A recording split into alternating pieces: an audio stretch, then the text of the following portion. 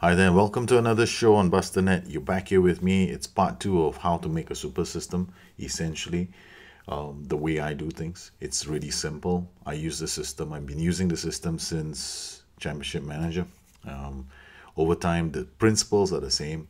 The engine may have changed, the tactical creator may have changed, but the principles are still the same.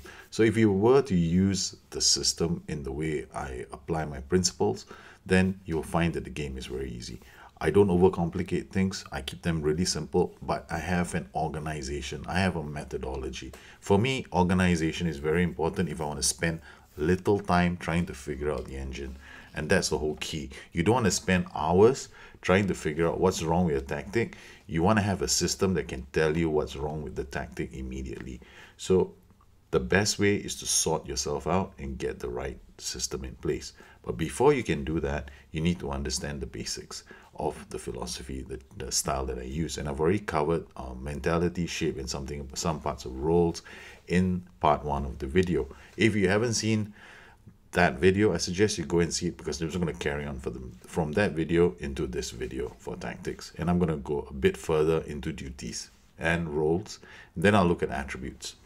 When you go to the tactical creator, you will notice that each player, if you pick on any player, you will find that they have several duties available to them. Some roles only have one duty, like the advanced forward. He's on attack only. Okay, and others like the white midfielder, they have four: defend, support, attack, and automatic. So what do these different things mean? For every position, there's going to be a role. Okay, so for the midfielders, you've got white midfielder, winger, defensive winger, and white playmaker. Now, this is how options you have when you want to set up your system. Now, a white midfielder, I'm not going to explain what a difference between a white midfielder and a winger is. That is, I would assume that you know some of it. If you don't, the description does a really good job of explaining. I will also show you how you will understand what other attributes are necessary to play as a white midfielder in terms of understanding the match engine. So until today, for some of these roles, I guarantee you, I have never read the description. I have not once picked up and gone into, oh, this is the description. No, I have yet to do that. So the white midfielder, he's on defend duty. When he's on defend duty, it affects his position with the ball. And it also affects his position without the ball. With the ball, okay, he's going to be somewhere around here most of the time when your team is attacking. Okay. Now, when he's without the ball, his primary purpose is to come back into this zone where we see, and he's going to defend that area. He's going to be a defensively minded player. So his mentality is going to be affected. Now, if he's on support, then you notice he shifted up a bit. So without the ball, he's going to come around here. When he has the ball, he's going to take part in transitions. Pretty important for the game. He's going to take part in both the defensive and the attacking transitions. But his priority will always be to support the midfield transitions. If he's on attack, that's different. His primary focus will be on attack. So he will definitely be, the moment you win the ball here and the ball is transitioning in midfield, he's one of the first players that's going to be off on a run. Now, if he has a PPM that says get forward always, then he's going to be slightly further forward than his default position. Or if you were to take two players, one has a PPM, one doesn't have the PPM, this guy is going to always be slightly further forward. So that's attack. On automatic, it depends on your mentality. Honestly, I've never used automatic. That's one, I mean, I have by accident, okay, but I've never really gone out to set something on automatic. So these are all the different duties. Duties are important to understand because duties affect the position a player is going to take with and without the ball. So if I were to have one midfielder on defend, and I have another midfielder on support, and I have one more on defend, this is what they're going to look like. Of all of them, the furthest behind is defend. So this is the position they're going to take up when they don't have the ball. When they have the ball, this guy is going to be somewhere around here. This guy is going to be somewhere around here. This guy is going to hang out over here. This guy is going to hang out over there. So these are the positions that they're going to be in when they are attacking with the ball. So These duties are something that you need to understand because they influence how you control space. Space, the control of space in this game will determine how good you are. Every system needs to be balanced. You must control space. If you don't control space, you'll probably find it hard to A, defend, B, have good transitions, C, score goals, D, you'll be looking for the toilet because you'll be puking and getting upset with yourself because the game doesn't make any sense. You're going to throw something at the computer and say, shit. Okay, that's basically what happens when people don't understand the basics. First thing you want to know is if you put somebody in attack, what they're going to look like. When you create any tactic, you need to have in your head what the whole thing looks like with and without the ball. I keep emphasizing this because this is the key to making a super system. The first thing you do is you look at all the roles that have defend duties. These guys are not going to move when they are in a... They're going to move slightly, but you know, they're never going to take part in the attacking transitions. When you look at all the guys on attack, these guys are going to be the furthest forward. Then you look for the guys on support. Well, these guys are going to be somewhere in midfield. Okay, that's it. Basic, right? So then you just think, okay, this guy's going to come up here when we have the ball. This guy is going to come up here when we have the ball, most likely closer to this side. He's going to come up to as high as this. This guy's going to come up to here. This guy's going to come up to here. And this guy is the interesting part. This one is the interesting bloke. He is going to come here. He is going to turn from a complete wing back into kind of a winger, because this guy is now on defend duty. So your system is going to look slightly something like this. I mean, they're going to be slightly more forward in attack. So these guys are going to be somewhere around here, further forward. But because I can't push them there, it's going to look good. It's going to make the whole thing look so squishy and ridiculous. And we're not going to do that. So essentially, this is what they're going to look like with the ball. With the ball, the guy who's the wing back will suddenly start acting like a winger once he overlaps the defensive player and the ball is in transition in attack. So the moment it goes into an attacking transition, this guy is going to run down the flanks. Okay, and same applies with the winger here. The moment you had the transition going from midfield to attack, he's going to be off like a lightning bolt. The attacking player, Rakitic, same thing. He was on attack duty here. He is going to plunk in there. So essentially, you're going to end up looking like five in midfield defending, and you're going to have 5 in attack. Not bad, eh? So, kind of cool. The guys up there, the supporting guy, he's dropped. The only danger when you do this, look out for this. See the deep lying forward and support and the attacking playmaker on attack? Yeah, the attacking playmaker is going to be here. But there's going to be times these guys are going to kiss each other and go, hi, how are you? Let me pass you the ball with my hands. Or they're going to rub bums. I don't know. They're just going to hang out together. This always happens. This will happen, so you need to spot this. If this is happening, then your system is slightly off balance. You could afford to go asymmetric. Okay, which is, you know, displace the system by moving them out of their orthodox positions, or you can change the role slightly. Now, this is what it looks like when you have the ball in attack. In defend, it's going to be the way the screen looked like before you made all those changes. So when you're defending, you're basically going to look like this. Now, if you want to turn one of these guys into a another midfielder crunching, bone tackling in midfield, then turn him into a defensive forward. Where is he? Okay, here he is on defense. He drops a bit deeper. This guy's probably going to tackle around here. So that's basically it. Controlling space. It's that easy. Just look at the roles and imagine where they will be when they're in attack. The few guys that you have to be worried about. So look out for players who have roam from position as already active for this role and duty. So if you're going to go very fluid, then you're going to have a problem. Monsieur complete wingback, Mr. Alba, he's going to run here, and then he's going to run here. Sometimes when he has the ball, he's going to go all the way up to here, and then he's going to look around and see his best friend on the other end of the pitch. And he says, you know what? Today I'm going to dribble with the ball across the pitch and give it to you personally. You don't have to come to me. I'll give you the ball. Here you go. Yeah, and then you're going like, oh my God, what are we really doing? Why doesn't he just pass the ball? And you're screaming and shouting at the monitor. Actually, you should be screaming and shouting yourself because you gave him the role. So if you want to find out why sometimes your tactics don't work, it's because you decided that in your infinite wisdom to give somebody a roam from position, and you decided to play fluid or very fluid in your system. So understand the the impact these duties can have on your tactic, and you will be able to actually create a solid one and go on to win the game. Sounds like a pep talk. The final part of the puzzle, mind you, is attributes. So let's go to attributes. So one question I get a lot of the times is, what are the attributes needed for a certain position so that I can, train him? And I go like, okay, the match engine has already decided what these attributes are. As I have already told us, it's in the game. There's a very easy way to find out. So what you go is you go to the training section and the FMT here. In the full game, you can do the same thing. Now he's going to be trained in position and role, right?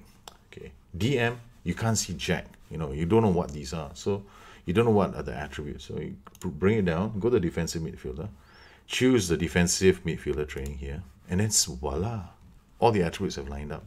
Now you can see what are the important attributes for that role and whether this person is suited to it. Of course, it's in the game, there are going to be a lot of conditions because this algorithm, the way they calculate what decisions a player takes is based on events in the game, right? A combination of events will make him decide what to do among a list of actions that are available. Furthermore, all these attributes, there's a kind of a weightage as well. And because of the weightage, certain attributes may be more important under certain circumstances than other attributes. So that's like the simple Mickey Mouse explanation. Defensive midfielder, he's got marking, passing, tackling, and blah, blah, blah, blah, blah. He can read the rest. Now, the most important attribute for every role, you're going to have your own club DNA. So you have to decide what your club DNA is. I decide my club DNA for defensive midfielders. The most important thing is first touch. Okay, it's not in his training program. So I'm going like, but he's already got 16, so I leave it alone. All right, so you need to see what are the attributes that are important to your style of play. So if you're playing a fast-paced attack, right, speedy counter-attack, then you need to make sure that your accelerations for the players that are in those positions, they have the right attributes. So when you want to select a player for a certain role that you want to deploy, then make sure that the player has those attributes. So in this case, let's ask the S-Man to do it. So that I told the S-Man, hey, I want to play a 4-4-2. Can you help me out here? And he goes, okay, I will. So I told him, I want this position to be a wing on attack. And he comes in and goes, okay, I recommend you use Adriano. All right, so I go like, okay, how does Adriano play in this position? You go to this, and then you go to his training, then you control his training, and then you come up here, and you have already decided he's going to be the winger. So now he's back as a winger, and then you look at his attributes. Okay, can he really perform as a player in your system? Look at his pace and acceleration. Okay, his acceleration, he is very quick at moving the initial burst. He's great. No, he's being type marked. He can turn and beat a player quickly, but if he's got a long run to do, okay, he's not actually very fast. He's great at short bursts, but he's hopeless at a long sprint. His off the ball is 14. I mean, for Barcelona, I think that's pretty low for a winger. I think I'll be looking at 16, 15 for off the ball. His first touch is horrible. It's 12. For Barcelona, he should be fired. And his crossing and dribbling is decent, and his passing is half decent. So he's basically a half decent player. So what I would do if I were you is I would go to my squad and create views. Now this is what I mean by being organized. I have my views, and I have a view for attack, and I put the necessary attributes for that position, like pace, acceleration, work rate, vision, teamwork, off the ball, determination. So I've got all of these here. And if you want to have a copy of this, you can always go to my website. I'll put it up, and you can download it.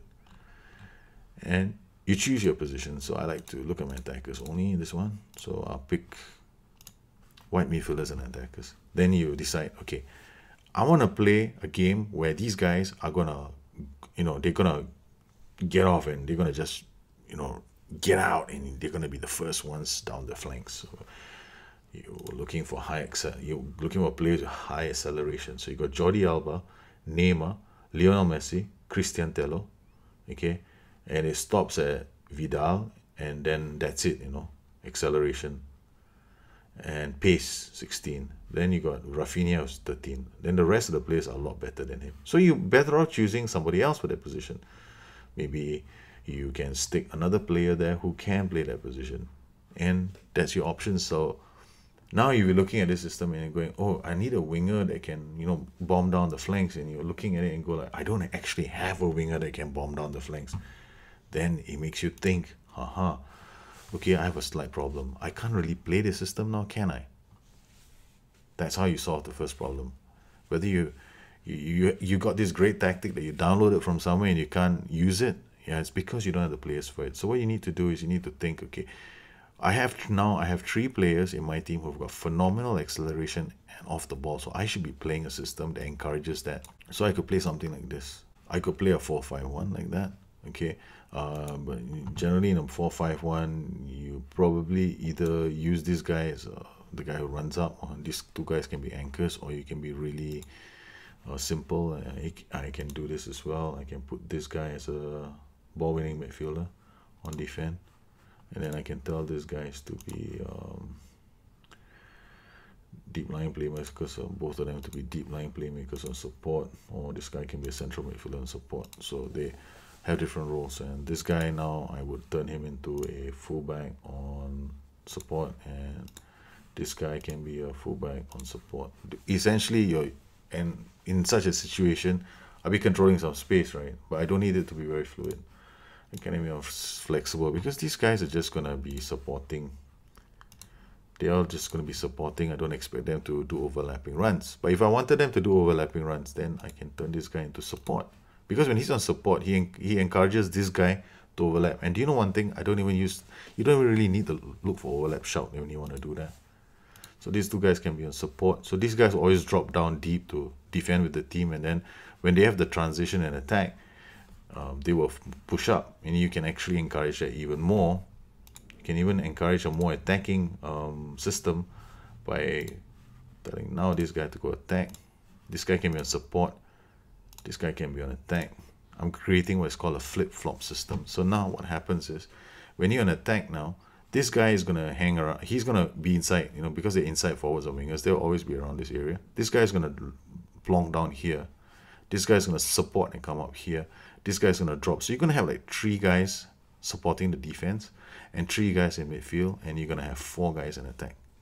So this is another way for you to control space, because now you've looked at the attributes, and you decided and you discovered that you have players that can fit into another system. So that system, for Barcelona, would be something like this, or something like this, or something like this, a 4-3-3, because they've got such good players in those positions. So you can go to your midfielders and defenders and look to see whether you have the right players who can play in that position. So I've got a few that are pretty good. Got Javier Mascherano is a 20. It's a defensive midfielder. I got Alex Song, who's about 15. That's not bad. I got Mathieu, who's about 15, who's not bad. And that gives me a lot of options. I can play differently. And you basically now you have a system, you have the players, you've looked at the attributes, you have a system in place for your attributes, for you to go through the attributes to decide who should be playing where, and you're sorted. So now you've got final part of the package is actually putting all these pieces together into a tactic, and that will be the focus of the third show. So I'm sharing with you a system that I've used for a really long time. It has worked for me. I can take 2 years of a game and come back, and it still works for me, and I go on these incredible runs all the time. I hope that you've enjoyed this show. I hope it has helped you, and if you have any questions, you know where you can find me. You can always drop me a note at BusterNet. You can also look me up at addicted2fm.com. You can also like smoke signals and send somebody over to my place and knock my door. I'll also try and answer those questions as well. And if you meet me in a pub, I'll buy you a drink and we'll have a good time together. So enjoy yourselves. Have a phenomenal time doing what you're doing. And I'll catch you guys again around the corner. Bye-bye.